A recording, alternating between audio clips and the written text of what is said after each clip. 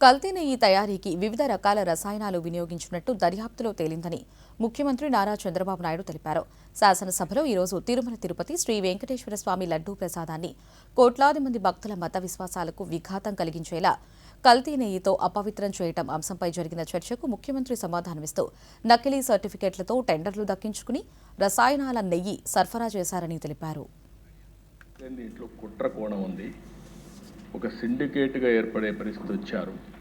ఇవన్నీ కూడా ఫారెన్సిక్ ఎవిడెన్స్లో చాలా వరకు ప్రూవ్ అయినాయి. దీన్ని ఏ విధంగా ముందుకు తీసుకుపోవాలో కూడా మనం మాట్లాడుకోవాల్సిన అవసరం ఉంది. దీన్ని 59,71,000 కేజీలు ఈ యొక్క అడల్టరేషన్ జరిగింది. కల్తీ నెయ్యి వినియోగం చూస్తే 234,51,00,000 నిధులు ఖర్చు పెట్టారు. అదే కాకుండా ఆర్గనైజ్డ్ నేరంతో లడ్డు ప్రసాదం అపవిత్రం చేశారు.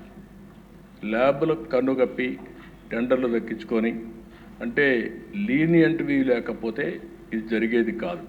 20,01,00,000 లడ్డూలు కల్తీ నెయ్యితో తయారు చేశారు. అధికారులు, నిపుణులు, సిండికేట్ అంతా కలిసే ఇది జరిగింది. ఒకరొకరు కలిసిపోయారు. ఇది రాజకీయ కాంట్రవర్సీ ఉండకూడదనే ఉద్దేశంతో రాష్ట్ర ప్రభుత్వం, కేంద్ర ప్రభుత్వం అధికారులతో ఒక సిట్ ఒకటేసి సిబిఐ ఆధ్వర్యంలో